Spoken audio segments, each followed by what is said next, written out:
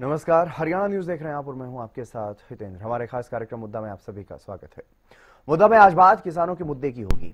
किसान न सिर्फ कुदरत के कहर से परेशान है, बेमौसम हो रही बरसात और ओलावृष्टि से परेशान है, बल्कि नए नियमों को लेकर के भी मुद्दा गर्म है। किसानों को नए नियमों से भी परेशानी का सामना करना पड़ रहा है, चाहे बायोमेट्रिक की बात हो, गेट पास की बात हो या फिर ट्रैक्टर पर नंबर प्लेट की बात हो। इन नियमों का विरोध भी कई जगहों पर देखने को मिल रहा है। इस मुद्दे पर सियासी घमासान भी देखने को मिल रहा है। विपक्ष की तरफ से जहां सरकार पर जमकर निशाना साधा जा रहा है, तो वहीं सत्ता पक्ष की तरफ से तमाम मंत्रियों के साथ साथ खुद मुख्यमंत्री नायब सैनी भी मोर्चा संभाले हुए नजर आ रहे हैं। इसी मुद्दे पर करेंगे चर्चा। उससे पहले एक रिपोर्ट आप देखिए।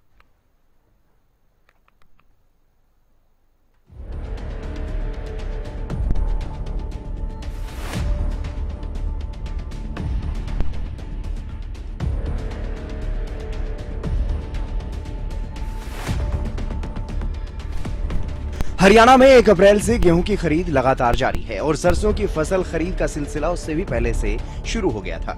लेकिन एक तरफ मौसम की मार और दूसरी तरफ सरकार के नए नियम, इन दोनों के बीच किसान कहीं न कहीं परेशान हो रहा है, जिसे लेकर विपक्ष लगातार सरकार और व्यवस्था पर सवाल उठा रहा है। यहाँ तक कि बारिश और ओलावृष्टि से खराब हुई फसल को लेकर प्रति एकड़ के हिसाब से 50,000 रुपए मुआवजा दिए जाने की मांग भी की जा रही है। फसल का बड़ा भारी नुकसान है और सरकार की तरफ से कोई नहीं। पंजाब सरकार कंपनसेशन नुकसान असेस करा रही है, तो हरियाणा सरकार क्यों नहीं असेस कराती? बड़ा भारी नुकसान हुआ है, बेमौसमी बारिश है। यहाँ तो मैंने एक मंत्री का बयान पढ़ा, अगर ये तो 2 मन दाने बढ़ जाएंगे एक दिन। पकने के बाद दाने कभी वजन बढ़ता है उनका, उसमें हैरान था। ऐसी बात है जो किसान को मदद करने की जो है। देखिए, कांग्रेस पार्टी की मांग है कि किसान को कम से कम 50,000 प्रति एकड़ के हिसाब से मुआवजा मिलना चाहिए। अभी विधानसभा का सत्र हुआ, मुझे इस बात की खुशी है कि भाई आफ्ताब जी ने, जो आपके क्षेत्र के लोकप्रिय विधायक है, और हमारे तमाम विधायक साथियों ने, विधायक दल के नेता श्री भूपेंद्र सिंह हुड्डा जी ने जोर शोर से किसान की आवाज को उठाया। तो वहीं सरकार की तरफ से साफ तौर पर बार बार यही कहा जा रहा है कि किसी को भी परेशानी नहीं होने दी जाएगी। मुख्यमंत्री नायब सैनी ने भी आड़तियों से मुलाकात के दौरान साफ कहा कि किसी को भी परेशान नहीं होने देंगे। ये नहीं दिक्कत आने दे रहे किसी किसान को। किसान का किसान क्यों जी एक को भी अगर दिक्कत आएगी, रात भी मैं स्पीडो से गया रहा, जाते जाते मन में जब पता लगा, आपकी मंडी का पता लगा कि आप धरने पर बैठे हैं, आपने वहाँ परचेज नहीं शुरू, मैंने सभी अधिकारी को कहा भी मतलब सारी मंडियों के एक पूरी लिस्ट बताओ कितने। मैं 12 बजे चंडीगढ़ पहुंचे, मैंने 12 बजे पूरा रिव्यू करा जाएगा कहाँ क्या दिक्कत है, और मैंने तुरंत कहा भी इसको जाके सॉल्व करो। दिक्कत नहीं किसी को आनी चाहिए, उसके अंदर साथ सहयोग करो आप लोग।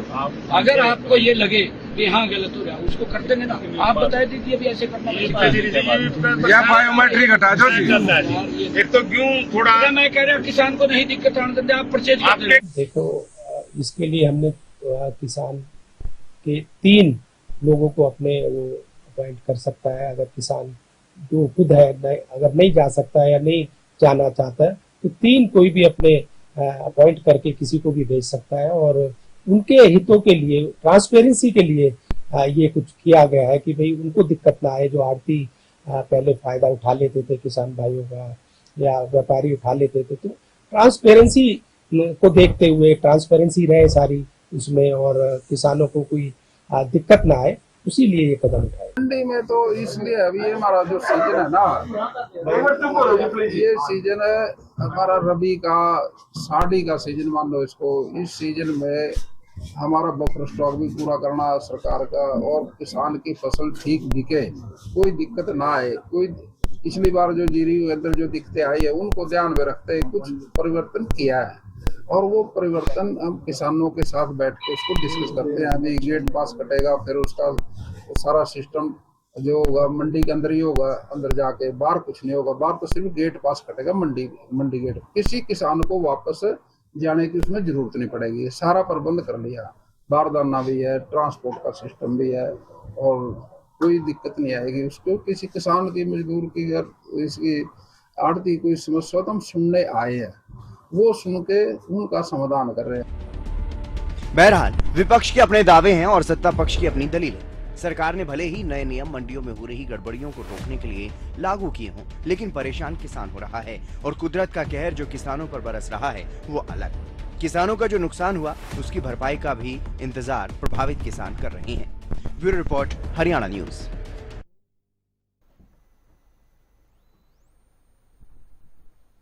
इसी मुद्दे पर चर्चा करेंगे। हमारे साथ कुछ खास मेहमान जुड़ गए हैं, परिचय आपका करवा देते हैं। स्वामी इंद्र जी किसान नेता हमारे साथ जुड़ चुके हैं। ओंकार जी इनेलो प्रवक्ता हमारे साथ जुड़ चुके हैं। आनंद बियानी जी कांग्रेस प्रवक्ता भी हमारे साथ जुड़ेंगे। राजरमन जी भारतीय जनता पार्टी के प्रवक्ता हमारे साथ जुड़ चुके हैं। आप सभी मेहमानों का स्वागत है। सबसे पहले शुरुआत में स्वामी इंद्र जी आप ही से करूंगा, क्योंकि किसानों का मुद्दा है, किसान परेशान है कई तरीके से। जिस तरीके से चाहे बेमौसमी बरसात की बात करें, ओलावृष्टि की बात करें, उससे भी परेशानी, और अब नए नियमों को लेकर के भी परेशानी की बात कही जा रही है। सबसे पहले तो मैं यही जानना चाहता हूँ, कितनी परेशानी किसानों को हो रही है? क्योंकि कोई भी नियमों में बदलाव होता है, नए नियम आते हैं तो परेशानी थोड़ी बहुत तो होती है, लेकिन क्या वाकई इतनी ज्यादा परेशानी हो रही है कि किसानों को ज्यादा ही परेशानी उठानी पड़ रही है? देश के अंदर जिस प्रकार से सरकार कार्य कर रही है और उस कार्य के अंदर सिर्फ किसान को ही आप दोषी बनाने का काम कर रहे हैं, इससे किसानों में सरकार के प्रति उसकी कार्यशैली को लेकर असंतोष साफ साफ नजर आ रहा है। आप देख सकते हैं जिस प्रकार से धान घोटाले के अंदर सरकार इस बात को चिन्हित कर दे, हम बता दे कि उस घोटाले के अंदर हजारों करोड़ के घोटाले के अंदर एक किसान का नाम आया हो, उसकी ट्रैक्टर या ट्राली उस घोटाले के अंदर इस्तेमाल की गई हो, स्वयं किसान उस घोटाले के अंदर किसी प्रकार से प्रत्यक्ष अप्रत्यक्ष रूप से इसमें शामिल हुआ हो, ऐसा कुछ नहीं है। सरकार सिर्फ जन पूंजीपतियों को फायदा पहुंचाने के लिए होना ये था, फायदा पहुंचाने के लिए कार्य कर रही है। होना ये था कि सरकार चारों तरफ जो सीमाएं हैं, पंजाब का किसान है, उत्तर प्रदेश किसान है, या कहीं राजस्थान किसान हरियाणा के अंदर कोई फसल बिकने आता है, तो सीमाओं को दुरुस्त करना था, ना कि अंदर बैठे किसान को आप दोषी बताएं कि आपके कारण प्रदेश के अंदर घोटाला हो रहा है और इसलिए आपको तमाम शिक्षाएं देनी होंगी, आपको सत्यापन करना होगा। मेरी फसल मेरा ब्यौरा में, उससे हमारा पेट नहीं भरता। आपको सत्यापन करना होगा अपनी गाड़ी का, ट्रैक्टर ट्राली का, इस पे नंबर बताना होगा, उससे भी हमारा पेट नहीं भरेगा। आपको सत्यापन करना पड़ेगा, अपने खुद का अंगूठा लगाकर पंजीकृत करना होगा कि मैं खुद आया हूँ, गेट पास लेना होगा। ये तमाम ऐसी बातें हैं जिससे किसान परेशान है। ऊपर से प्रकृति ने भी आज किसान के ऊपर एकदम कुटाघात कर दिया है, किसान की हालत पतली कर दी है। जहाँ फसलें हमारी लहरा रही थी, आज वो ओलावृष्टि के कारण दब गई हैं, सेम सी गई हैं और बहुत बुरा हाल है। और ऊपर से जो सरकारी तंत्र है, जो दावे कर रहा था कि मंडियां दुरुस्त है, शेड की व्यवस्था है, तरपाल की व्यवस्था है, पानी की निकासी की व्यवस्था है, आपके टीवी के अंदर जो विजुअल चल रहे हैं, सरसों की फसल दिखाई दे रही है, जो किसान लेके आए वो बीत चुकी है, गेहूं लाखों टन किसानों का बीत चुका है। आपको मैं बताना चाहता हूँ फरीदाबाद मंडी के अंदर 40,000 मैट्रिक टन जो 40,000 जो टन जो है आपका गेहूं वो भी डूब चुका है। आपकी जो है क्या बोलते हैं इस्माइलाबाद मंडी के अंदर बरसाती पानी के साथ गंदे नाले का पानी भी अंदर घुस गया है, उससे फसलें डूब चुकी है। अम्बाला की मंडी जो खुद पूर्व गृह मंत्री और आज के जो है ट्रांसपोर्ट मिनिस्टर उनके वहाँ की मंडी है वो डूब चुकी है। तमाम ऐसी मंडियां, और मैं हैरान होता हूँ खरकोटा एक ऐसी मंडी है जहाँ पे चारों तरफ उजाड़ है, सूखा जैसी स्थिति रहती है, वो मंडी तक डूब चुकी है। मैं आपके जो सहयोगी हैं, जो रिपोर्टर ग्राउंड रिपोर्टिंग करते हैं, उनका मैं धन्यवाद करता हूँ कि कम से कम आप सही विजुअल है आम जनता को और प्रदेश सरकार को जो अहमियत दिखाने काम कर रहे हैं, इसलिए आप लोगों का साधुवाद है। पर मैं सरकार से कहूंगा आपकी जो व्यवस्था है सारी फेल हो गई है। ऐसे में प्रकृति हमारा साथ किसान का छोड़ चुकी है। कम से कम उस अनाज को बचा लेते जो किसान अपने खेतों से खलिहान से काटकर मंडियों तक लेके आया था, और आपकी अनुमति के साथ जब किसान अपना गेट पास ले रहा था, सत्यापन कर रहा था, अंगूठा लगा के पंजीकरण को स्थापित कर रहा था कि मैं हूँ किसान, मंडी के अंदर आने के बाद दीजिए। और ये अनाज कोई साधारण अनाज नहीं है, ये देश का बहुत बहुमूल्य निधि है, क्योंकि इस अनाज से मेधावी बच्चों को सरकार द्वारा मिड डे मील में खाना दिया जाता है। आज गंदे पानी में सड़ गल जाने के बाद जब उनकी थाली में जाएगा तो बच्चों की स्थिति क्या होगी? ये अनाज उन पीडीएस धारकों का है, जो खाता धारक जो अपने डिपो से गरीब लोग जो भारत की 80 करोड़ जनता, जिसको माननीय प्रधानमंत्री खुद बताते हैं 80 करोड़ लोगों को ये 5 किलो अनाज अधिक दिया जाएगा, उनकी थाली में जब पहुंचेगा तो वो लोग क्या कहेंगे, किसान कैसा अनाज लेके आया, या सरकार की व्यवस्था ने कैसा किया। वो तमाम ऐसी बातें हैं। और देश के जो सीमा पे खड़े हमारे सैनिक हैं, जब उनकी कंटीनों के माध्यम से उन तक ये अनाज पहुंचेगा, क्या उनको हम ऐसा गला सड़ा अनाज देंगे जो मंडियों में के अंदर आने के बाद, किसान तो सोने जैसी फसल अपनी लेके आया था, पर जो मंडियों के अंदर आने के बाद जल्द सड़ जाएगी, बदबूदार हो जाएगी, उनके थाली तक पहुंचेगा, तो क्या वो लोग सोचेंगे कि देश की सरकार हमारे लिए क्या कर रही है। और मैं बता देना चाहता हूँ, ये अनाज FCI के लिए खरीदा जा रहा है और जिसके अंदर सरकार की एजेंसियां खरीदनी है। इसे कोई प्राइवेट प्लेयर का कोई हाथ नहीं, किसी प्राइवेट एजेंसी का हाथ नहीं है। इसमें हैफेड है, DFCC है, ये तमाम एजेंसियां जो सरकार की पंजीकृत, आपने क्या बोलते हैं इसको, आड़ती है, सरकारी आड़ती है, वो अनाज खरीद रही है। और आप देख रहे हैं अनाज अंदर आ गया मंडी में और उसका उत्थान नहीं हो रहा। यानी कि आपने लिस्टिंग की व्यवस्था तक नहीं कर सके। जिस अनाज को देश के आम आदमी तक पहुंचाना था, देश के मेधावी छात्रों तक पहुंचाना था, जिस अनाज को देश के सैनिकों, यानी अभी तो शुरुआत का समय है, सिर्फ एक हफ्ता ही हुआ है, खरीद शुरू हुए, किसान मंडियों में पहुंचना भी देरी से शुरू हुए और कुछ मौसम की वजह से परेशानी आ रही है। आनंद बयानी जी, कांग्रेस की तरफ से इस मुद्दे को भुनाने की पूरी कोशिश की जा रही है। मंडियों में भी नेताओं के पहुंचने का सिलसिला शुरू हो गया है, तमाम सवाल उठाए जा रहे हैं। क्या जो व्यवस्था, क्योंकि पिछले दिनों जो घोटाला सामने आया, धान का घोटाला सामने आया, उसी से सबक लेते हुए सरकार ने व्यवस्था बनाई है कि इस बार इस तरह की कोई गड़बड़ियां ना हो, कोई सवाल ना उठे फसल खरीद की प्रक्रिया को लेकर के। लेकिन क्या ये प्रक्रिया भी रास नहीं आ रही? आनंद जी,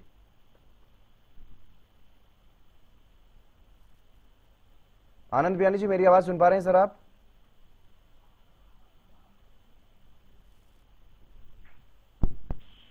जी आनंद जी, शायद संपर्क नहीं हो पा रहा है, आपकी आवाज नहीं मिल पा रही है। फिर से जुड़ने की कोशिश करते हैं, तब तक मैं इनेलो के प्रवक्ता हैं हमारे साथ ओंकार जी, उनसे जवाब ले लेता हूं। ओंकार जी, आपको क्या लग रहा है, क्या वाकई जो नए नियम बनाए गए हैं, कुछ सुधार करने का प्रयास सरकार की तरफ से किया गया, क्या वाकई वो किसानों के लिए एक बड़ी परेशानी साबित हो रहा है? केंद्र जी, ये सुधार करने का प्रयास नहीं है जी, ये किसान को दुखी करने का प्रयास है, ताकि किसान मंडियों से बाहर ही अपनी फसल बेच दे। आप देखिए, पहले भी प्रक्रियाएं थी।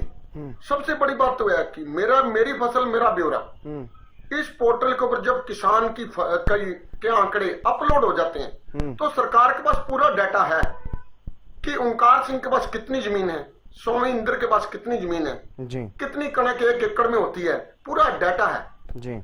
अगर ओंकार सिंह किसी बाहर की जमीन की फसल लेके आएगा तो स्पष्ट हो जाएगा। लेकिन सरकार की मंशा कुछ और है। हर बार जब भी किसान फसल लेके आता है तो उसको 5 परेशानियों का सामना करना पड़ता है हर बार। आज 12 साल हो गए इस सरकार को। पहले मेरी फसल मेरा ब्यौरा पोर्टल पर अपनी अपलोड करानी पड़ती है, फिर मशक्कत करके गेट पास लेना पड़ता है, फिर बारदाने की समस्या आती है, बारदाना नहीं मिलता, बारदाना मिलता है तो तुलान की समस्या आती है, तुलान के लिए बड़ी दिक्कत का सामना करना पड़ता है किसान। फिर तुलान के बाद उठान की समस्या आती है, मंडियों में बारिश आ जाती है। आज भी देखिए गेहूं भीग रहा है, इस्माइलाबाद मंडी की मेरे पास वीडियो आई है, मंडी में गेहूं भीग रहा है। और उठान के बाद भुगतान, ये 5 प्रक्रियाएं हर बार किसान को सामना करना पड़ता है। इस बार क्या हुआ कि इन 5 प्रक्रियाओं में 4 प्रक्रियाएं और जोड़ दी गई। बायोमेट्रिक, अरे भी क्यों लेना चाहते हो किसान का अंगूठा? क्या किसान लोन नहीं लेके आया तुम्हारे पास, गिरवी रखने आया तुम्हारे पास, फसल बेचने आया है। बायोमेट्रिक का क्या भरोसा कि जो अंगूठा आप किसान का ले लोगे वो कल को अडानी या कहीं बाहर के देशों में उसका अंगूठा मिसयूज नहीं होगा, इस चीज की क्या गारंटी है? पहली बात तो बायोमेट्रिक की जरूरत ही क्या? किसान बेचने के लिए आया है, कनक बेचने के लिए आया है, कोई अफीम या डोडे बेचने के लिए नहीं आया। उसके बाद गेट पास बनाया जाएगा। गेट पास में कल की परिस्थिति सुन लीजिए, मैं अंबाला कैंट शाहपुर मंडी की बात करता हूं। कल सारा दिन पोर्टल नहीं चला, कौन जिम्मेवार है इस व्यवस्था का? उसके बाद जियो मैपिंग, देखिए कितनी अजीब बात है। कुछ किसानों के पास अपना ट्रैक्टर ट्राली नहीं है, वो किराए का साधन लेके उसमें अपनी कनक लेके आएंगे, फसल लेके आएंगे, और जरूरी नहीं ट्रैक्टर ट्राली पे लेके आए, किसी और 4 व्हीलर पे ला सकते हैं। और राजस्थान के साथ लगते इलाकों में तो जोटा बोगी पे भी आती है जी, साउथ हरियाणा में जोटा बोगी भी चलती है, ऊंट गाड़ी भी चलती है। बिल्कुल। उनका रजिस्ट्रेशन कौन करेगा, कौन देगा नंबर प्लेट उनको? फिर किसानों के पास, ज्यादातर किसानों के पास ट्रैक्टर पुराने हैं, जिनके कागजात आज वो ढूंढने भी चाहे तो नहीं मिलेंगे, क्योंकि चौधरी देवीलाल जी ने ट्रैक्टर को किसान का गड्ढा घोषित किया था। आप देख लीजिए, कहीं भी किसान की फसल जाती हो कि ट्रैक्टर को कोई नहीं रोकता, क्योंकि वो गड्ढा घोषित किया था किसान का। ये थे किसान हितैषी नियम। और आज जियो मैपिंग से आप कहते हो 3 गवाह होने चाहिए, किस लिए? ये तो बता दीजिए, क्या करना चाहते हो आप किसान का? क्या किसान गवाह नहीं है? मुझे लगता है मैं थोड़ा सा इंटरप्ट करना चाहूंगा आपको, वो गवाह नहीं है शायद। अगर किसान खुद नहीं उपस्थित हो सकता तो उसकी जगह 3 लोगों को वो ऑथराइज कर सकता है, वो तो ये बात है। देखिए 3 लोग क्यों? अब बहुत से किसान है जिनकी जमीन ज्यादा है, खुद नहीं आ सकते। कोई बुजुर्ग किसान, मैंने एक वीडियो देखी, बहुत बुजुर्ग किसान अपनी बायोमेट्रिक के लिए आया है और उसको उठा के लाया गया। क्या सरकार का कलेजा नहीं पसीजता? और फिर इनके कृषि मंत्री क्या कहते हैं? बारिश आने पे इनके कृषि मंत्री का परसों बयान आया था, आपने भी सुना होगा, टीवी पे भी चलाया, कि इस समय अगर बारिश आती है तो 1 एकड़ में 2 क्विंटल गेहूं का वजन बढ़ जाएगा। देखिए, ये तो इनकी मेंटेलिटी है। ये कृषि मंत्री हैं हरियाणा के, जिनको ये ही नहीं पता कि बारिश से इस समय फसल को नुकसान हो गया या वजन बढ़ेगा। तो मैं तो कहता हूं, इनके अपने किलों में जो इनकी अपनी जमीन हो, वहां पे परमात्मा करे भरपूर बारिश हो, ताकि इनकी जमीन का जो फसल है वो तो बढ़ जाए 2-2, 3-3, 4-4 क्विंटल। बहुत अफसोस की बात है, आज किसान को समझ क्या रखा है। 12 वर्ष से जब से बीजेपी की सरकार बनी है, किसान के ऊपर नए नए प्रयोग किए जा रहे हैं। ठीक, आप देखिए, जब 3 कृषि बिल आए, वो भी तो प्रयोग ही थे। ठीक है, मैं उस मामले में शहीद हुए, उस मामले में मैं सत्ता पक्ष से जवाब लूंगा, लेकिन आप क्या कहेंगे आनंद जी? फिर वापस भी ले लिए। ठीक है आनंद जी, आपको क्या लग रहा है, क्यों रास नहीं आ रहे हैं नए नियम?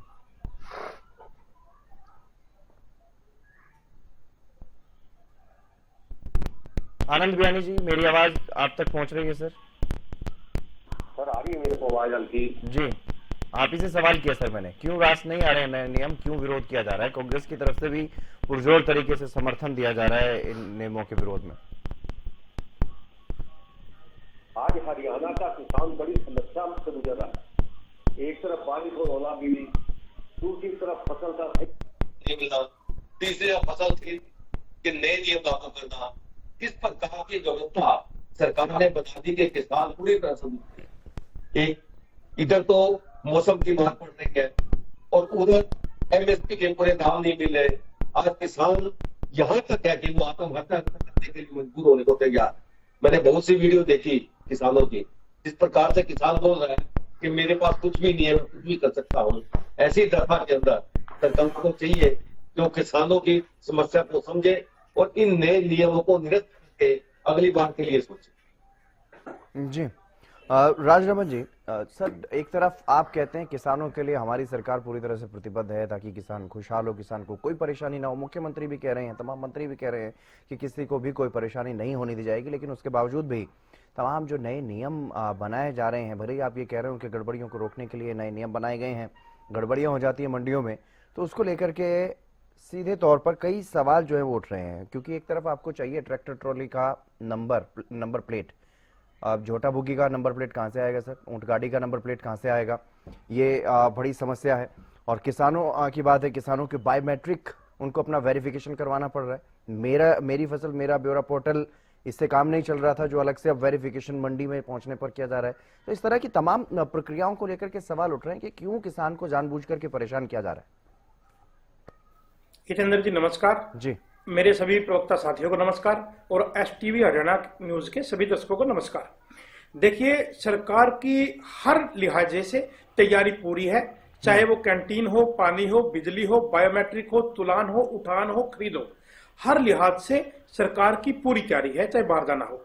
दूसरी बात क्या है कि 416 जो मंडियां हैं, वो मंडियां और सेंटर है वो गेहूं के लिए हैं, और 112 सेंटर जो है और मंडियां हैं वो सरसों के लिए है।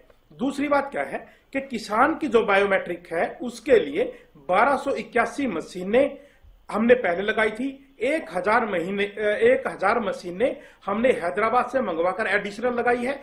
407 ऑटोमेटिक मशीनें लगाई गई हैं और किसान अपने साथ या अपने नुमाइंदे के तौर पर 3 नुमाइंदे भेज सकता है। दूसरी बात, इस सारी मॉनिटरिंग के लिए 932 कैमरे सभी मंडियों में लगाए गए हैं।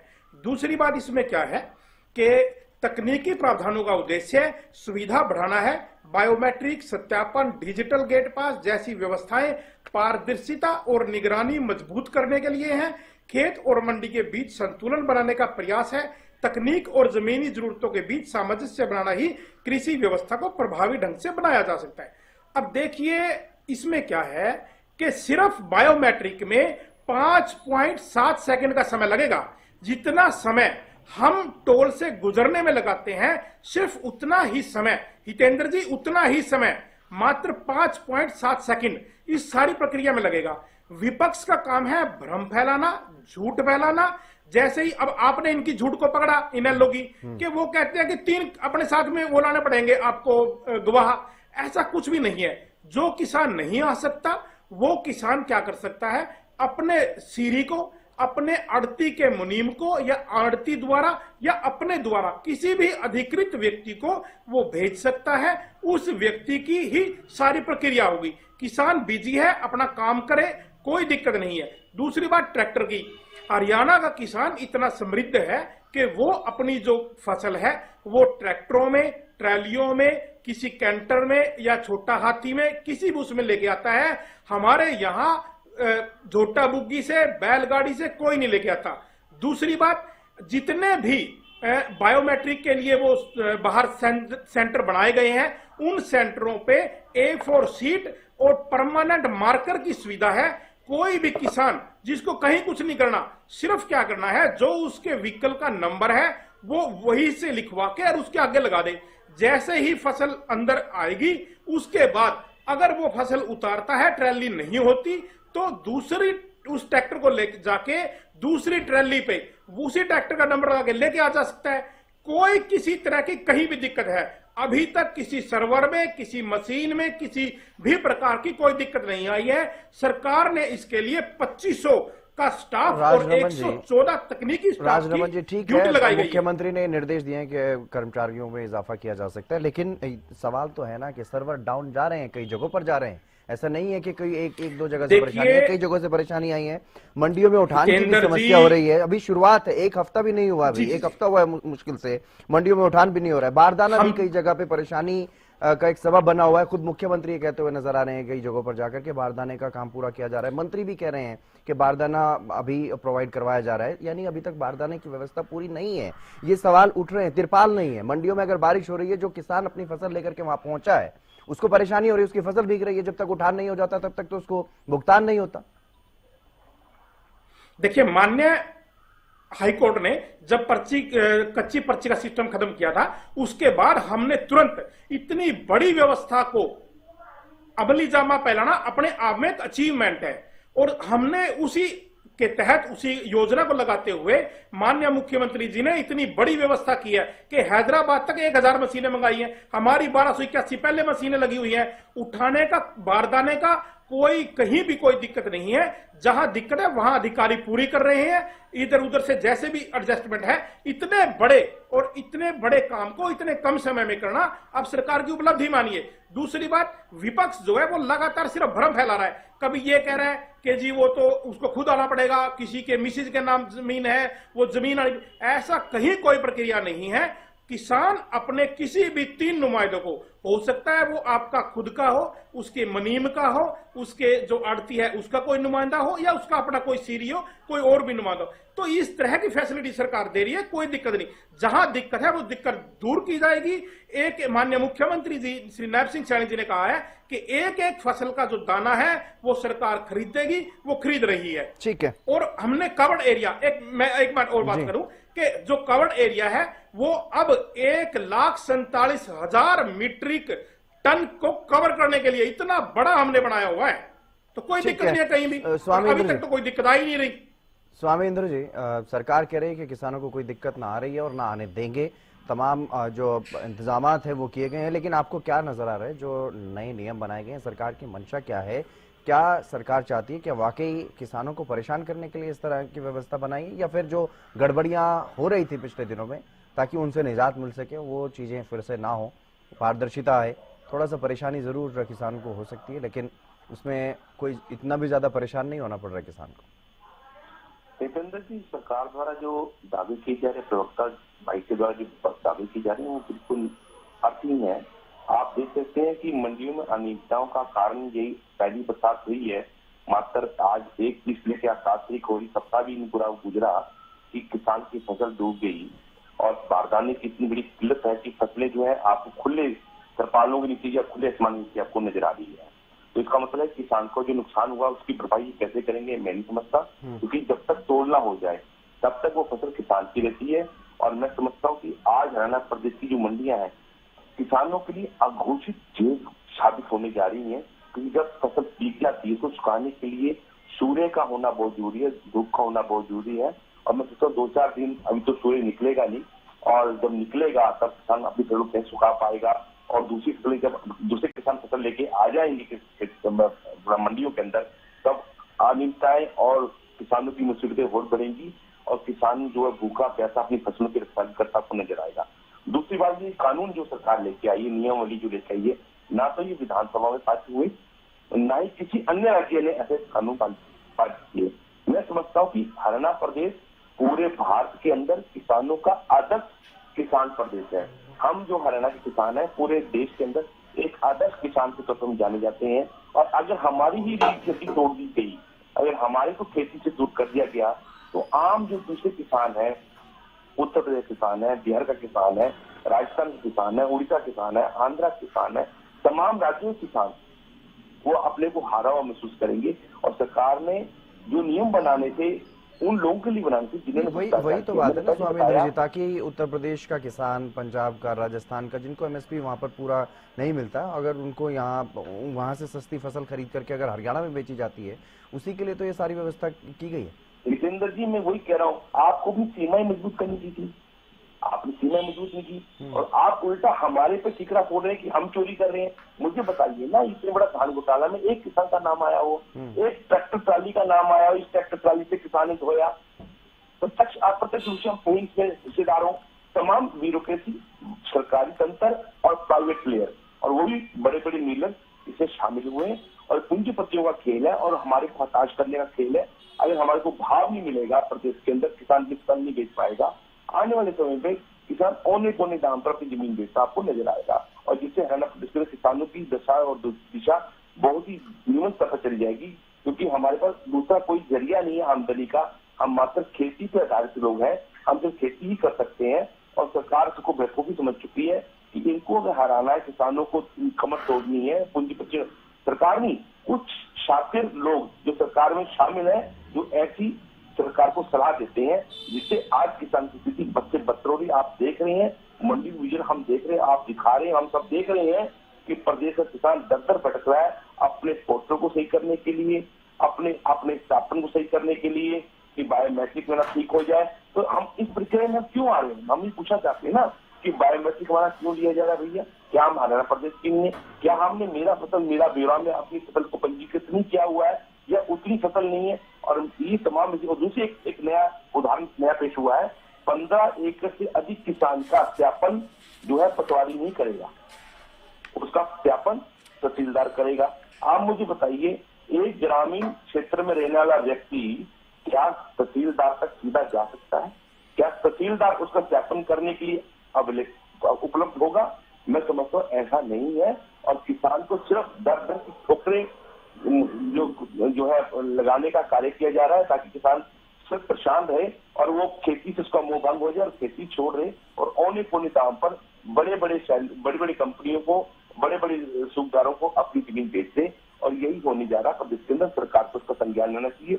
और माननीय मुख्यमंत्री जी खुद किसान के बेटे हैं, पर आज पॉलिटिकल नैरेटिव को सेट करने के लिए वो चुनावी रैलियां करने के लिए बंगाल है, ना कि ऐसी दुख की घड़ी में जब सरकारी नीतियों द्वारा किसान प्रताड़ित हो रहा है और कुदरती जो प्रहार किसान पे हो रहा है, आप प्राकृतिक तरीके से वर्षा, ओलावृष्टि और बरसात हो रही है, उससे किसान दुखी है।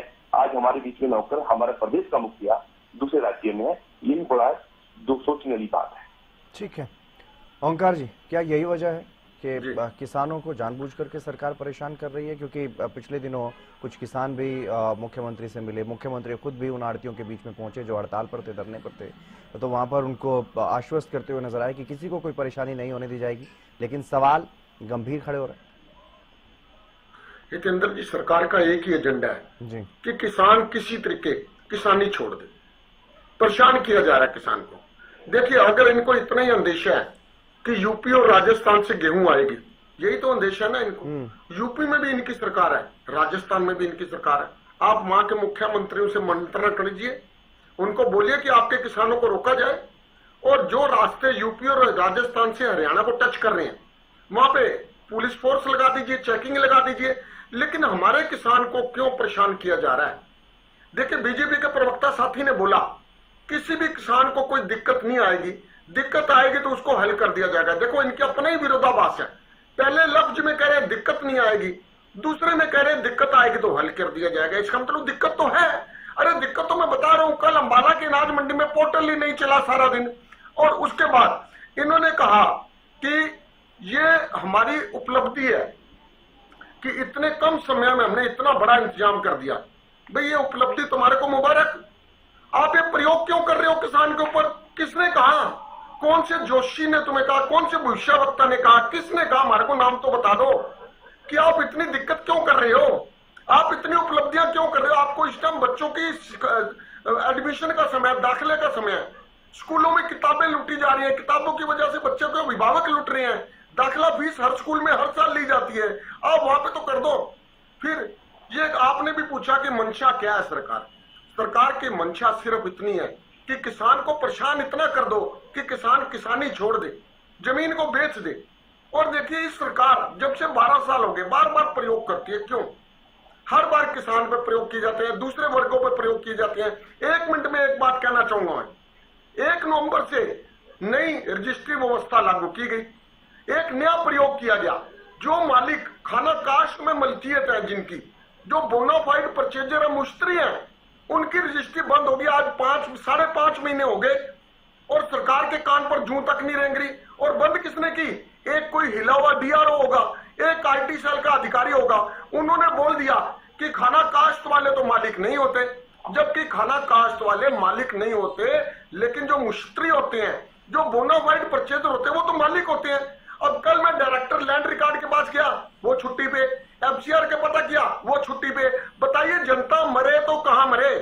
आज 5.5 महीने हो गए, खाना काश्त की रजिस्ट्री बंद है। कौन जिम्मेवार है? हर रोज बोलता हूं, मुख्यमंत्री तक आवाज नहीं जाती। मेरे साथी बीजेपी के प्रवक्ता बैठे हैं, हाथ जोड़ के प्रार्थना करता हूं, यह जनता पर प्रयोग बंद कर दीजिए। नहीं, जनता 2029 में तुम्हारे को बंद करेगी, यह सच्चाई है।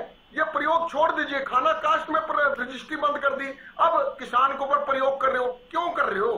किसने कहा आपको? इतनी मेहनत कर क्यों रहे हो? अरे 2, 4, 5, 10 क्विंटल, 1000 क्विंटल, 2000 क्विंटल, अगर राजस्थान और यूपी की आगे वहां पे भी तो तुम्हारी सरकार है, आप रोक लीजिए।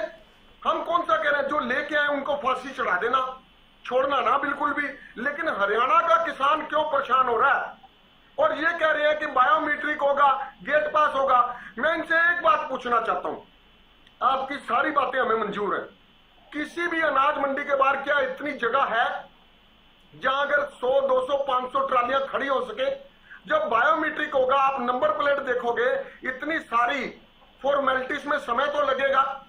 जब ट्रालियां इकट्ठी आ जाएंगे, फिर आपने एक नया नियम बना दिया। नहीं ओंकार जी, वो तो जब बायोमेट्रिक नहीं होती, मुझे लगता है जब बायोमेट्रिक नहीं होती, इतनी ज्यादा वेरिफिकेशन नहीं होती, तब भी जब उठान नहीं होता तो उस वजह से तो लाइनें लगती हैं, लंबी लंबी लाइनें तो मंडी के बाहर पहले ही लगती रही हैं। उसमें कुछ अलग तो नहीं, उसको और ज्यादा एक तरह से डिफिकल्टी किसानों के लिए होगी। हितेंद्र जी, मैं वही तो कह रहा हूं कि आप प्रथा को सुचारू रूप से चलाने के लिए सिंपलीकरण कीजिए, कार्यप्रणाली का ऐसा बनाइए ताकि किसान को दिक्कत ना हो। आपने ध्यान ही देना, मेहनत ही करनी है, तो किसान की चाय पानी की व्यवस्था पे मेहनत कर लीजिए। जो किसान वहां पे आते हैं उनकी रोटी पानी की व्यवस्था कर दीजिए सरकार की तरफ से, उनके बैठने का सोने का इंतजाम कर दीजिए सरकार की तरफ से। हर एक जगह आपने किसान सेंटर बना दिए, और वो वीआईपी सेंटर बना दिया, आपके बीजेपी वाले कब्जा करके बैठे हैं, जहां मर्जी देख लो बीजेपी के पदाधिकारी अंदर बैठे हैं। किसान के लिए क्या है? आप किसान के लिए टेंट लगवा दीजिए, उनकी रोटी की व्यवस्था कर दीजिए, पानी की व्यवस्था कर दीजिए, जूस पिला दीजिए किसान को, उनके रेस्ट करने का इंतजाम कर दीजिए। ये चीजें नहीं समझ आती, इनको समझ आती है किसान के इंजेक्शन कैसे लगाया जाए, इनको समझ आती है किसान को कैसे तंग किया जाए, परेशान किया जाए, दुखी किया जाए। और मैं बताना चाहता हूं, इस सारी व्यवस्था के पीछे इस बार फिर एक बहुत बड़ा घोटाला नजर आएगा, क्योंकि किसान परेशान होकर प्राइवेट व्यक्तियों को फसल बेचेगा और वो व्यक्ति फसल आगे अंबानी अडानी ही नजर आएंगे और कोई नजर नहीं आएगा। कहीं ओंकार सिंह, कहीं स्वामी इंदर और या कहीं हितेंद्र जी नजर नहीं आएंगे। वहां बड़े बड़े करोड़पति, अरबोपति, खरबोपति नजर आएंगे, जो किसानों को पहले भी लूट रहे हैं, अब भी लूटेंगे। और सरकार मूक दर्शक बन के पहले भी देख रही है, अब भी देखेगी। मेरी तो सरकार से प्रार्थना है, देखिए हम कुछ कर तो सकते नहीं, किसान के साथ तो हमेशा खड़े, हमारी जान भी कुर्बान है, लेकिन प्रार्थना है कि सरकार किसान को तंग करना बंद कर दे, बस। बड़ी मेहरबानी। और नए नए प्रयोग, जैसे आपने नई रजिस्ट्री व्यवस्था में एक और नया प्रयोग कर दिया। अगर आप पोर्टल में एक बटन बना देते, पोर्टल में भी तो बटन बन सकता है, एक बटन बना देते खाना कास्ट के लिए ये परमिशन चाहिए, बात खत्म हो जाती। लेकिन आपका मकसद है जनता को उलझा के रखना, जनता को तंग करना, जनता को दुखी, परेशान और हताश करना, और जो आप कर रहे हो, लेकिन इस सब का दंड आपको आने वाले चुनाव में मिलेगा। ठीक है आनंद जी, क्या वाकई यही वजह आप भी मानते हैं कि किसान को इसीलिए परेशान किया जा रहा है ताकि किसान मंडियों में ना जाए, बाहर ही अपनी फसल को औने पौने दामों में बेच दें?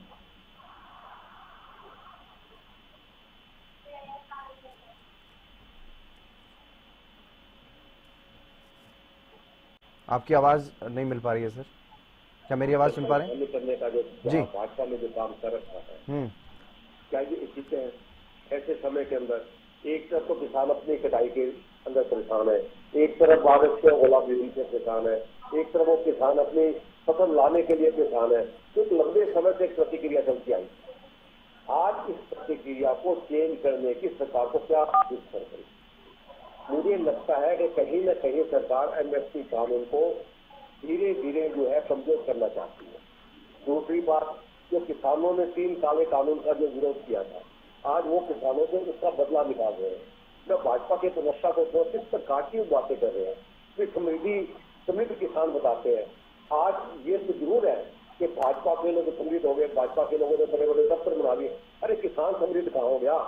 प्रधानमंत्री जी कहते हैं सन 2022 के अंदर किसानों की आय डबल कर दिया। किस प्रकार से कैसे किसानों की आय वो डबल करेंगे?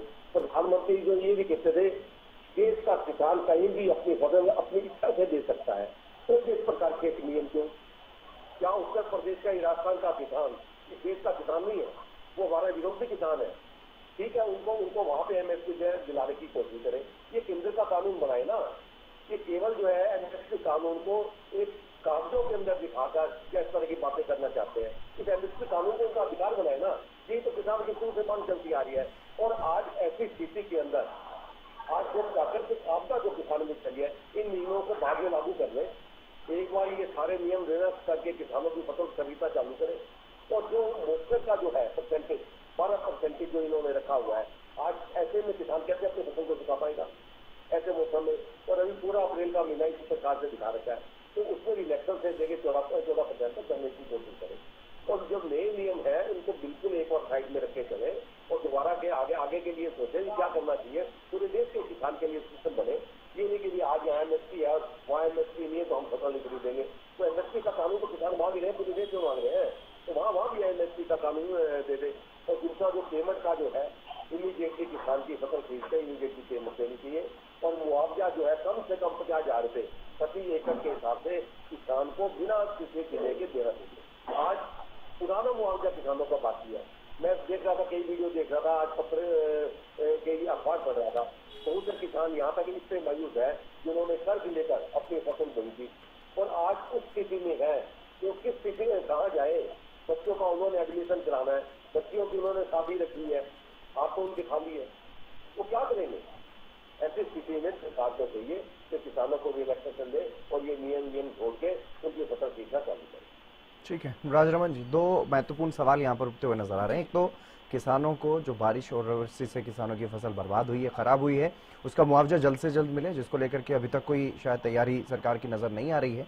और दूसरा, एमएसपी को खत्म करने की कोशिश के गंभीर आरोप भी यहाँ पर कहीं ना कहीं लगते हुए नजर आ रहे हैं, क्योंकि एक तरफ भारतीय जनता पार्टी की सरकार लोगों के जीवन को सरल बनाने का काम करने की बातें करती है, तमाम चीजें ऑनलाइन और पोर्टल पर करने की बातें कही जाती हैं, लेकिन दूसरी तरफ किसानों को कहीं ना कहीं इन उलझनों में डाल करके उनको परेशान किया जा रहा है। जितेंद्र जी, देखिए क्या है कि विपक्ष की दिक्कत कभी खत्म होने वाली नहीं है। जब पोर्टल लॉन्च हुआ तब दिक्कत थी, जब किसानों के खाते में सीधी पेमेंट आनी शुरू हुई, उस पेमेंट अगर थोड़ी सी लेट होती तो उसका ब्याज आना शुरू हुआ, इनको तब दिक्कत। जब बिचौलिए खत्म हुए, किसान का शोषण बंद हुआ, इनको तब दिक्कत। जब माननीय पूर्व विधायक, पूर्व हमारे प्रधानमंत्री श्री अटल बिहारी वाजपेयी जी स्वर्गीय, उन्होंने किसान क्रेडिट कार्ड जब इशू किया, भाई किसान जो है वो अड़ती से ब्याज महंगा नहीं लेगा, वो बैंक से लेगा, इनको तब दिक्कत। इन्होंने तब ये नया वो चला दिया सगुफा कि भाई किसान की तो जो जमीन है वो बैंक में गिरवी रखी जाएगी। इतने कम, मात्र 4% पे किसान को उपकरणों के लिए, खरीद के लिए वहां ब्याज पे किसान क्रेडिट। आज उसी किसान क्रेडिट क्रॉप की वजह से किसान इतना आराम से, सुविधा से अपना लोन ले लेता है और अपना काम चलाता है, जितना ये अड़ती से वो 2% 4% में लेता था। लेकिन इनको उससे दिक्कत, सरकार जो अच्छा काम करे इनको उससे दिक्कत, किसानों को कोई दिक्कत नहीं है, दिक्कत विपक्ष को है। क्यों? विपक्ष की राजनीति बंद होगी। एमएसपी पूरे एक, मैं हितेंद्र जी एक बात कर लेता हूं, एक बात पूरी कर देता हूं। सुनिए, विपक्ष के आरोपों को एक बात पूरी कर लेता हूं। राजरमन जी सुनिए ना, विपक्ष के आरोपों को आप भ्रम बताइए। पूरे हरियाणा, पूरे देश के अंदर 24 फसलें एमएसपी पे हम दे रहे हैं। राजरमन जी, आप ठीक है एमएसपी पर खरीद रहे हैं, लेकिन क्या एमएसपी जेब में पूरा पहुंच पा रहा है किसान के? किसान किस तरीके से खरीद रहा है उसकी भी जरा पड़ताल कर लीजिए, क्योंकि किसान का आड़ती की पहली सेटिंग हो जाती है, उसको कुछ ना कुछ हिस्सा उसका देना पड़ता है। लेकिन सवाल ये है, आप विपक्ष के सवालों को, विपक्ष के आरोपों को भले ही भ्रम बताइए, भले ही अफवाह बताइए या कुछ भी कहिए, लेकिन क्या किसान वाकई, किसान को कोई परेशानी नहीं हो रही है? क्या किसान को ये सब काम नहीं करने पड़ रहे हैं? क्या किसान के लिए कोई और इंतजाम इस गड़बड़ी को रोकने के लिए नहीं हो सकता था? सवाल ये है। और क्या कब तक जो किसानों की फसल बर्बाद हुई है उसका कब तक उनको मुआवजा मिलेगा? क्योंकि अगर आज किसान की फसल बिकती है और उठान हो जाता है 2-4 दिन में, 5 दिन में, तो उसके 48 घंटे के भीतर उसको भुगतान हो जाएगा। लेकिन जिनकी बर्बादी हो गई उनको कब तक उनका मुआवजा मिलेगा? उनको कब तक उनकी क्षतिपूर्ति की भरपाई होगी? हितेंद्र जी, देखिए, इस प्रदेश का जो मुखिया है नायब सिंह सैनी जी, हमारे मुख्यमंत्री, वो किसान परिवार से हैं। जिस कृषि मंत्री की ये बात कर रहे थे वो बहुत बड़ा किसान है। तो किसानों का दुख दर्द हमसे ज्यादा कोई नहीं जानता। हम किसान परिवार से हैं और किसान को लिए ही हमने ये सभी कार्य जो है वो किए हैं, ताकि किसान को मार्केट मिल सके, किसान मजबूत हो सके, इसीलिए ये कार्य किए जा रहे हैं। एमएसपी पूरा आ रहा है, एमएसपी को कोई दिक्कत नहीं है। जो फसलें पहले बिल्कुल जिनका रेट नहीं होता था, हमने वो 24 फसलें पूरे इंडिया के अंदर, हरियाणा एकमात्र प्रदेश है, इनको उससे भी दिक्कत है, इनको किसान क्रेडिट कार्ड से भी दिक्कत है। विपक्ष की दिक्कत जो है वो सिर्फ ये है कि भारतीय जनता पार्टी की जो नीतियां रीतियां हैं उस पर जनता संतुष्ट है। अब ओंकार जी ने इतना लंबा थोड़ा बताया, वो हो सकता है कि व्यक्तिगत कोई समस्या हो जो उसका इस डिबेट से कोई मतलब नहीं था, लेकिन फिर भी अगर इनको कोई दिक्कत है, ये माननीय मुख्यमंत्री जी ऐसे एकमात्र मुख्यमंत्री हैं जिसको आम आदमी भी बाजू पकड़ के रोक सकता है। वो इतने सौम्य स्वभाव के मुख्यमंत्री है। अगर इनको कोई दिक्कत है तो ये माननीय मुख्यमंत्री जी का बाजू पकड़ के भी काम करवा सकते हैं। विपक्ष के विधायक तक उनके पास काम लेके जाते हैं। तो ऐसे मुख्यमंत्री जी जो प्रदेश के मुखिया हैं, वो किसानों का दुख दर्द नहीं समझ रहे। वो समझ रहे हैं, सारी व्यवस्थाएं इसीलिए की गई है ताकि किसान को एक उस कर्जे से बाहर निकाला जा सके, समृद्ध बना सके, उसके लिए सारी योजनाएं लागू हैं। ठीक है, चलिए, बहुत बहुत शुक्रिया राजरमन जी हमारे साथ जुड़ने के लिए। आनंद बियानी जी आपका भी शुक्रिया, और स्वामी इंद्र जी हमारे साथ जुड़े, आपका भी बहुत बहुत शुक्रिया। ओंकार जी नलो प्रवक्ता हमारे साथ जुड़े, आपका भी शुक्रिया इस चर्चा में जुड़ने के लिए। तो किसानों का मुद्दा है, किसानों की फसल खरीद की, हालांकि अभी एक ही हफ्ता हुआ है गेहूं की फसल खरीद को लेकर के, लेकिन तमाम व्यवस्था को लेकर के, नए नियमों को लेकर के सवाल उठ रहे हैं। और दूसरी तरफ जो किसानों को परेशानी हो रही है, जो बेमौसम बरसात या फिर ओलावृष्टि से जो किसानों की फसल खराब हुई है, उसको लेकर के भी मुआवजे की मांग लगातार की जा रही है। देखना होगा सरकार की तरफ से क्या कुछ कदम आगे उठाए जाते हैं। फिलहाल इस चर्चा में बस इतना ही। आप देखते रहिए हरियाणा न्यूज।